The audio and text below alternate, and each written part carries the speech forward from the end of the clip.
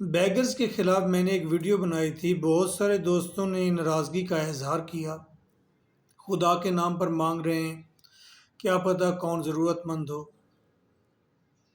کبھی آپ نے بیگر کے گریبان کالر سے پکڑا ہے؟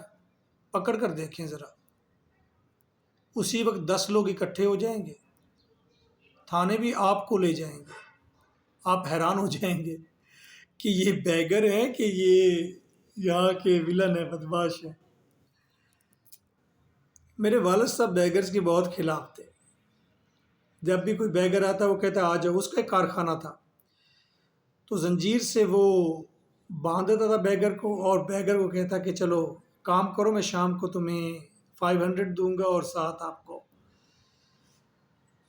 کھانا بھی ملے گا۔ تو وہ بیگر جب کام کرتا تھا نا، روتا بھی تھا اور کام بھی کرتا تھا، تو وہ سب سے انٹرسٹنگ سین ہوتا تھا۔ اور اس بیگر کے پاکٹ سے اس وقت کم از کم 1500 2000 نکلتے تھے۔ تو ہمارے ایکسپیرینسز ایسے ہیں۔ تو سب سے زیادہ مزے کی بات یہ ہوتی تھی کہ جب بھی کوئی محلے میں بیگر آتا تھا اس بلاک میں، تو محلے کے بچے نا آہستہ آہستہ اس کو کارخانے کی طرف لے آتے، اور جب وہ کارخانے تک پہنچتا تو پیچھے بچوں کا ایک ہجوم ہوتا تھا کہ اب بیگر کے ساتھ کیا ہونے والا ہے۔ تو والد صاحب ایز یوزول ویسا ہی کام کرتے، پہلے ساتھ بٹھاتے، پھر پانی پلاتے، پھر اسے کھانے کی آفر ہوتی، اس کے بعد پھر اس کے پاکٹ ٹٹولے جاتے ہنسی مزاح میں، اور اس کے پاکٹ سے پھر وہیں 2000 2500 نکل آتے۔ تو پھر اس کو زنجیر سے اس کے پاؤں میں ایک سنگل لگا دیا جاتا، اور پھر اسے کہتا چلو کرو کام، شام کو تمہیں دیہڑی دیں گے، ہم سارا دن کام کرتے ہیں اور ہم شام کو 700-800 کماتے ہیں اس کارخانے میں سے سارے مل کے، اور تم اکیلے 2000 لے کر پھر رہے ہو اور ابھی بھی مانگ رہے ہو۔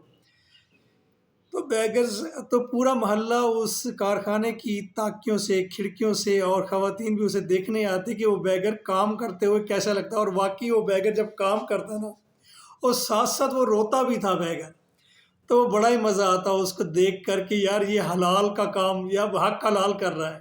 تو ہم لڑکے ہوتے تھے، بچے ہوتے تھے، تو ہم بڑے اس سے محظوظ ہوتے اور اسے کام سکھانے کی کوشش کرتے، سارے اس کے ساتھ جڑ جاتے، اور ہمارے من میں یہ ہوتا تھا کہ یہ شخص نا کام سیکھ جائے گا ہمارے کارخانے میں، اور اس کی زندگی کنورٹ ہو جائے گی، ایک بیگر سے یہ حق حلال کی روزی کمانے والا اچھا انسان بننے جا رہا ہے۔ اس شوق میں ہم اس کی بڑی ہیلپ کرتے، اس کو دلاسا بھی دیتے، کبھی کبھی ترس بھی آتا، تو ہمارے بھی آنسو آ جاتے آنکھوں میں کہ یار یہ پتہ نہیں مجبور نہ ہو۔ لیکن پھر جب اس کے پیسوں کی طرف دیکھتے جو اس نے 2500 3000 روپے ابا جی کے پاس جمع کرایا ہوتا، آخر میں ابا جی انہیں واپس کر دیتے تھے۔